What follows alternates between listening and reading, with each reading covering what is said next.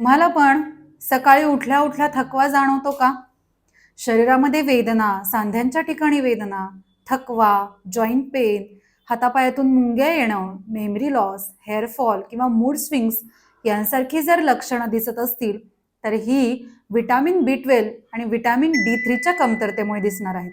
म्हणूनच आजच्या व्हिडिओमध्ये आपण अतिशय सोपे असे घरगुती उपाय बघणार आहोत आणि 2 हेल्दी रेसिपीज बघणार आहोत की ज्या तुम्ही सहजतेने घरी करू शकाल. चला तर मग आजचा व्हिडिओ सुरू करूया. जनरली शरीरामध्ये व्हिटॅमिन बी 12 किंवा व्हिटॅमिन D3ची कमतरता असेल तर अशा वेळी आपण काय करतो तर मेडिसिन्स किंवा सप्लिमेंट्स घेतो, पण त्याच्या रूट कॉजवर आपण जात नाही. आयुर्वेदामध्ये तर विटामिन्स या नावाचा उल्लेखच नाही. मग आयुर्वेदामध्ये काय सांगितलेलं आहे की जेव्हा शरीरामध्ये जाठराग्नी मंदावतो, आहाराचं व्यवस्थित पचन होत नाही आणि त्यामुळे धातूंचं पोषण होत नाही. मॉडर्न सायन्समध्ये व्हिटॅमिन बी 12 किंवा व्हिटॅमिन D3च्या कमतरतेमुळे दिसणारी लक्षणं जी सांगितलेली आहेत त्याच प्रकारची लक्षणं आयुर्वेदामध्ये रस, रक्त, मांस, अस्थी, मज्जा या धातूंच्या क्षयांमुळे दिसणाऱ्या लक्षणांसारखीच आहेत. मग यावर काय करायचं तर शरीरामध्ये जो जाठराग्नी मंद झालेला आहे तर तो चांगला ठेवणं गरजेचं आहे. त्याच प्रकारे धातूंचं पोषण व्यवस्थित होणं गरजेचं आहे आणि शरीरामध्ये वात, पित्त, कफ या तिन्ही दोषांचा बॅलन्स असणं गरजेचं आहे आणि मगच ही संपूर्ण चिकित्सा होणार आहे. चला तर मग आजची पहिली रेसिपी बघू की जी शरीरामध्ये रस, रक्त, मांस, अस्थी, मज्जा या धातूंचं पोषण करून शरीरातील व्हिटॅमिन्सची कमतरता भरून काढण्यासाठी मदत करणार आहे. आता याचा महत्वाचा घटक काय आहे तर खजूर. आता 1 वाटी आपण खजूर घ्यायचे आहेत, त्याच्या बिया काढायच्या आहेत आणि तुपावर हे छान परतून घ्यायचे आहेत. आता तुम्ही व्हीगन असाल तर तुपाचा वापर करू नका. फक्त खजूर नुसते मऊ होईपर्यंत भाजून घ्या. आता खजुराबद्दल आयुर्वेदामध्ये काय सांगितलेलं आहे? मधुरम बृहणम वृष्टम खर्जूरम गुडशीतलम क्षये अभिघाते दाहेच वातपित्तेच तद्वितम. म्हणजे काय तर खजूर शरीराला बळ देणार आहे, शरीराचं पोषण करणार आहे, शरीरात धातूंचं पोषण करणार आहे आणि वातपित्त प्रकृतीच्या व्यक्तींसाठी खजूर अतिशय फायदेशीर आहे. आता त्यानंतरचं घटक द्रव्य काय आहे तर खसखस, सुकं खोबरं, मनुके, ड्रायफ्रुट्स, नट्स, त्याच प्रकारे पंपकिन सीड्स, त्याच प्रकारे कलिंगडाच्या बिया या सर्व पदार्थांचा समावेश यामध्ये करायचा आहे. आता हे वेगवेगळं मंद आचेवरती भाजून घ्यायचं आहे आणि खजुराच्या मिश्रणात हे एकत्र करायचं आहे. हे थोडा वेळ तुम्ही थंड करण्यासाठी फ्रीजमध्ये देखील ठेवू शकता. आता याच्यावरती भाजलेली खसखस लावायची आहे आणि याचे रोल करायचे. हे तुम्ही बर्फी किंवा लाडवांच्या आकारामध्ये देखील तयार करू शकता. हे अतिशय उत्तम असं टॉनिक आहे आणि अतिशय उत्तम असं औषधी द्रव्य आहे. त्यानंतरची जी रेसिपी आहे तर ती कॅल्शियम आणि आयर्नचा खूप चांगला स्रोत आहे. यासाठी आपल्याला काय लागणार आहे तर नाचणीचं पीठ 3 ते 4 चमचे घ्यायचं आहे. नाचणी ही पचण्यास अतिशय हलकी आहे, शरीराला तृप्ती देणारी आहे, शरीरामध्ये इन्स्टंट एनर्जी देणारी आहे. याच्यामध्ये आपण 1 ते 2 चमचे तीळ घेणार आहोत. तीळ काय करतात तर तीळ बोन्स, मसल, नर्व्स, जॉईंटसाठी अतिशय फायदेशीर आहेत. यामध्ये 1 चमचा ओवा घ्यायचा आहे की जेणेकरून पचनक्रिया चांगली राहण्यासाठी मदत होईल. आता यामध्ये आपण लाल माठाची पाने घेणार आहोत. लाल माठ स्वच्छ धुवून बारीक चिरून 1 वाटी या प्रमाणात लाल माठ घ्यायचा आहे. आता याच्यामध्ये तुम्ही तुमच्या आवडीनुसार स्पायसेस मिसळू शकता की ज्याच्यामध्ये हळद, धणेपूड, जिरेपूड, लाल तिखट, सैंधव मीठ यांचा समावेश करू शकता. यामध्ये पाणी मिसळून हे छान मिश्रण एकत्र करून अर्धा ते 1 तासाकरता असंच ठेवायचं आहे आणि त्याच्यानंतर याचे चिले बनवायचे आहेत किंवा आपण त्याला धिरडं किंवा डोसा म्हणतो तर अशा स्वरूपात ते तुम्ही बनवून घेऊ शकता. हे दही किंवा आवळ्याचं लोणचं, जवसाची चटणी याच्यासोबत तुम्ही सेवन करू शकता. ही अतिशय टेस्टी आणि अतिशय हेल्दी अशी रेसिपी आहे, त्यामुळे तुमच्या ब्रेकफास्टमध्ये किंवा दुपारच्या जेवणामध्ये याचा समावेश तुम्ही जरूर करू शकता. आता शरीरामध्ये B12ची कमतरता असेल तर ती भरून काढण्यासाठी आंबवलेले पदार्थ हा देखील एक चांगला ऑप्शन ठरू शकतो की ज्याच्यामध्ये इडली, डोसा, ढोकळा यांसारख्या पदार्थांचा समावेश तुम्ही करू शकता. कंजी देखील आपल्या शरीरासाठी अतिशय लाभदायक आहे. तुम्ही ताक देखील सेवन करू शकता.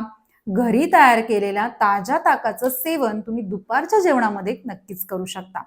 आता आंबवलेले पदार्थ खाताना एक काळजी घेणं गरजेचं आहे. काय काळजी घ्यायची? तर जनरली आपण आंबवलेले पदार्थ करताना काय करतो? तर तांदूळ आणि उडदाची डाळ धुतो, ती भिजत घालतो, त्याचं बॅटर करतो आणि मग इडली, डोशांसारखे पदार्थ करतो. आता इथे उडदाच्या डाळीच्या ऐवजी तुम्ही मुगाच्या डाळीचा वापर करू शकता. कारण आंबवलेले पदार्थ शरीरामध्ये वात आणि पित्त दोष वाढवणारे आहेत. आणखीन काय काळजी घ्यायची? तर हे खूप दिवसांकरता किंवा खूप कालावधीसाठी फर्मेंट किंवा आंबवून ठेवू नका. खूप दिवसांपासून आंबवलेल्या मिश्रणाचा वापर करू नका, की जेणेकरून शरीराला काहीही नुकसान न होता त्याचा फायदाच होणार आहे. आता आपण 2 डायजेस्टिव्ह मिक्सचर बघणार आहोत, की जे तुम्ही तुमच्या प्रकृतीनुसार यातील कोणत्याही एका चूर्णाचा किंवा मिक्सचराचा तुम्ही प्रयोग करू शकता. सगळ्यात पहिलं आहे ते म्हणजे चतुर्बीज चूर्ण. चतुर्बीज चूर्ण म्हणजे याच्यामध्ये 4 घटक आहेत. कोणते? पहिलं आहे ते म्हणजे मेथीचे दाणे, दुसरं आहे ते म्हणजे चंद्रशूल म्हणजे अळीवाचे दाणे किंवा अळीवाचे बिया, कालाजाजी म्हणजे कलोंजी आणि यवानिका म्हणजे ओवा. आता हे 4ही घटक सममात्रेमध्ये घ्यायचे म्हणजे 50 ग्रॅम प्रमाणात तुम्ही प्रत्येकी घेऊ शकता. आता हे वेगवेगळे भाजून घ्यायचे आहेत. हे खूप भाजायचे नाहीत, हलकेसे गरम करून घ्यायचे आहेत आणि मिक्सरमध्ये बारीक करून याची पावडर तयार करून एअरटाईट कंटेनरमध्ये ठेवायची. आता जेवणापूर्वी अर्धा ते 1 तास तुम्ही यातील 2 ते 3 ग्रॅम चतुर्बीज चूर्ण घेऊन कोमट पाण्यात एकत्र करून याचं सेवन करू शकता. आता याचे फायदे काय आहे? तर आजकाल बऱ्याच अशा व्यक्ती आहेत की ज्या आहार अतिशय पौष्टिक स्वरूपाचा घेतात. म्हणजे आहारामध्ये विटॅमिन्स, मिनरल, प्रोटीन यांची मात्रा व्यवस्थित आहे. परंतु अशा व्यक्तींचा जो पाचकाग्नी आहे किंवा जाठराग्नी जो आहे तर तो मंद आहे. त्यामुळे आहाराचं व्यवस्थित पचन होत नाही आणि आहाराचं व्यवस्थित ॲब्सॉर्प्शन होत नाही. हे चूर्ण काय करतं? तर जाठराग्नी चांगला ठेवण्याचं काम करतं आणि त्यामुळे आहाराचं पचन व्यवस्थित होतं, आहाराचं ॲब्सॉर्प्शन व्यवस्थित होतं. आणखीन काय फायदे आहेत याचे? जर वजन जास्त असेल, फॅट असेल, ओबेसिटी असेल किंवा लाईफस्टाईल डिसऑर्डर की ज्यामध्ये बीपी, कोलेस्टेरॉल किंवा डायबिटीस सारखी लक्षणं असतील किंवा इन्फ्लमेशन असेल, जॉईंट पेन असेल, तर अशा सर्व लक्षणांवरती हे चूर्ण अतिशय फायदेशीर आहे. मात्र पित्त प्रकृतीच्या व्यक्ती किंवा ज्यांच्या शरीरामध्ये जळजळ आहे, उष्णतेचे विकार आहेत, ऍसिडिटी सारखी लक्षणं आहेत, तर अशा व्यक्तींनी या चूर्णाचं सेवन करू नका. मग पित्त प्रकृतीच्या व्यक्तींनी कोणत्या चूर्णाचं सेवन करायचं? चला बघूया. तर पित्त प्रकृतीच्या व्यक्तींनी पित्तशामक चूर्णाचं सेवन करावं. हे तयार कसं करायचं? तर याच्यासाठी बडीशेप 50 ग्रॅम प्रमाणात घ्यायची आहे, धणे 50 ग्रॅम प्रमाणात घ्यायचे आहेत आणि हे वेगवेगळे भाजून घ्यायचे आणि याचं मिक्सरमध्ये चूर्ण किंवा पावडर तयार करून घ्यायचे. आता या मिश्रणामध्ये ज्येष्ठमध चूर्ण 50 ग्रॅम आणि आवळा चूर्ण 25 ग्रॅम या प्रमाणात एकत्र करायचं. हे व्यवस्थित मिश्रण एकत्र करून एअरटाईट कंटेनरमध्ये ठेवायचं आहे. दुपारच्या जेवणापूर्वी किंवा रात्रीच्या जेवणापूर्वी अर्धा ते 1 तास तुम्ही अर्धा ते 1 चमचा पाण्यात मिसळून याचं सेवन नक्कीच करू शकता. हे पित्तशामक चूर्ण पित्त प्रकृतीच्या व्यक्तींमध्ये पित्त तर कंट्रोल ठेवणारच आहे, त्याचप्रमाणे आहाराचं व्यवस्थित पचन करण्यासाठी देखील मदत करणार आहे.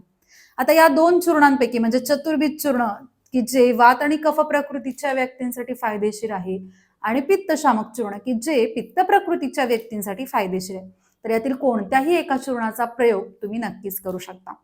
आजच्या व्हिडिओमध्ये आपण बघितलं की शरीरामध्ये व्हिटॅमिन B12 किंवा व्हिटॅमिन D3 ची कमतरता असेल तर कोणती लक्षणं दिसतात, तुम्ही तुमच्या आहारामध्ये कोणत्या पदार्थांचा समावेश करू शकतो की ही कमतरता भरून काढण्यासाठी मदत होईल आणि असे कोणते 2 डायजेस्टिव्ह मिश्रण आहेत किंवा डायजेस्टिव्ह चूर्ण आहेत की ज्यांचा समावेश तुम्ही तुमच्या दैनंदिन जीवनामध्ये नक्कीच करू शकता की जेणेकरून ही व्हिटॅमिन्सची कमतरता भरून काढण्यासाठी मदत होणार आहे.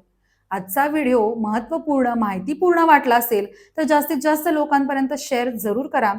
काही शंका असतील तर कमेंट बॉक्समध्ये नक्कीच विचारा. माझ्या चॅनलवर नवीन असाल आणि सबस्क्राईब केलेलं नसेल तर सबस्क्राईब जरूर करा. भेटूया पुढच्या व्हिडिओमध्ये. तोपर्यंत नमस्कार.